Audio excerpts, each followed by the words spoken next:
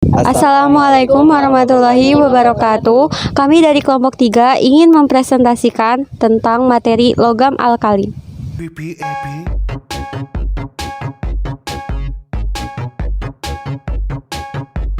Oke, sekarang kita masuk ke definisi logam alkali. Nah, logam alkali itu dia berasal dari bahasa Arab yang artinya itu abu. Nah, abu itu dia bersifat basa. Nah, jika logam alkali dilarutkan ke dalam air, dia akan membentuk senyawa basa. Nah, kalian tahu kan alkali itu termasuk dalam golongan keberapa? Nah, dia masuk ke dalam golongan 1A. Nah, yang terdiri dari litium, natrium, kalium, rubidium, cesium. Kok cuma 5? Kan ada 7. Nah, karena hidrogen itu dia memiliki elektron valensinya yang sama, yaitu 1. Nah, jika dibandingkan dengan unsur-unsur lainnya, dia itu jauh berbeda.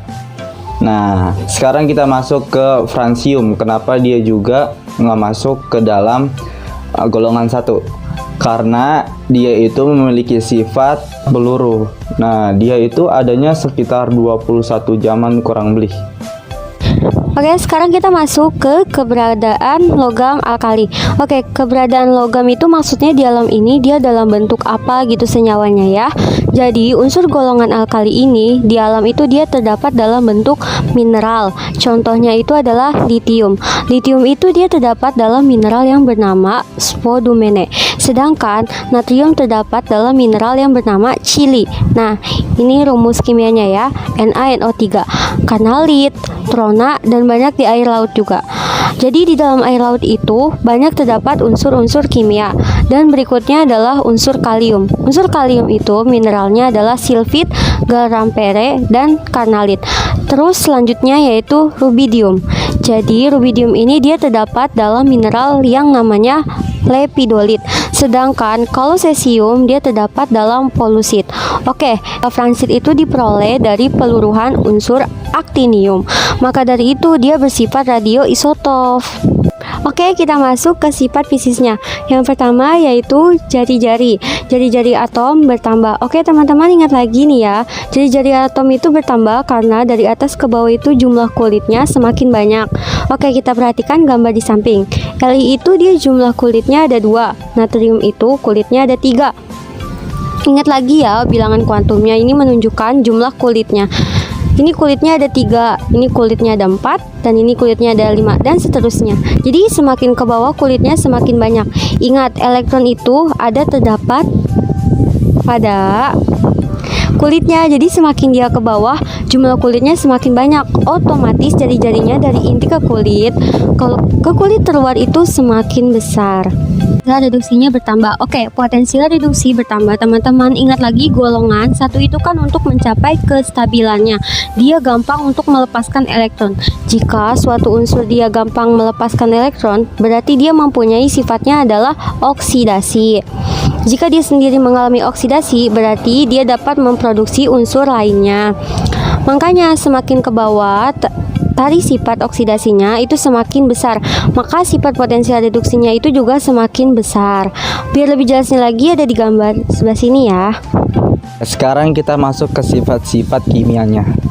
Nah, logam alkali adalah logam yang paling reaktif jika dibandingkan dengan logam alkali tanah. Kenapa demikian? Ada 2 faktor yang menyebabkan dia itu reaktif. Yang pertama, dia mudah melepas elektron.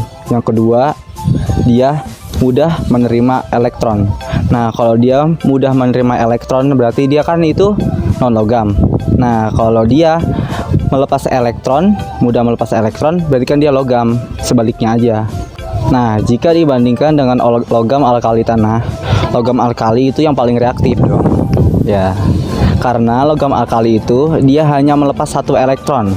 Sedangkan logam alkali tanah dia melepas 2 elektron. Mudah larut dengan air. Semua unsur golongan 1A ia mudah larut sekali dengan air dan membentuk senyawa basa. Sekarang kita ke warna nyala.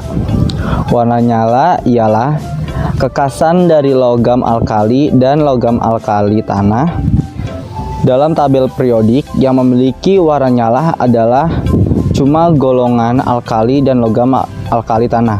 Jadi gini ya teman-teman, bahwa elektron itu terdapat pada kulit-kulit tertentu, misalkan pada kulit K, L, M, dan N. Nah, setiap kulitnya memiliki nilai-nilai tertentu. Jadi unsur-unsur logam yang bisa diekstraksikan atau dipanaskan. Nah, caranya dengan menggunakan spiritus atau bunsen. Nah, ketika energinya habis, dia akan kembali lagi ke kulitnya semula.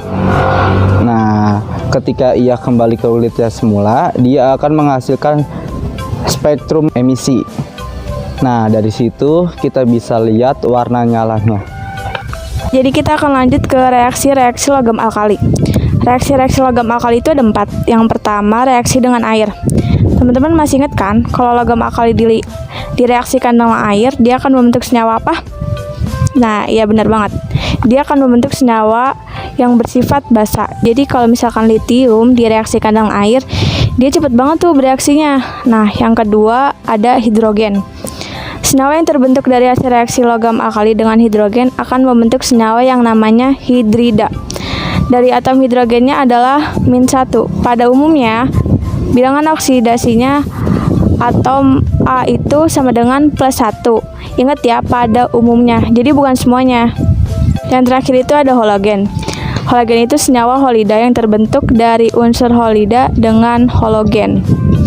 Nah, terus selanjutnya ada litium. Litium itu diperoleh dengan cara metode elektrolisis. Oke, selanjutnya kita akan membahas tentang kegunaan alkali unsur litium, yaitu ada litium karbonat, yaitu kegunaannya pengelola aluminium. Terus litium hidroksidanya yaitu untuk penghilang CO2 dari pemanasan pesawat roket.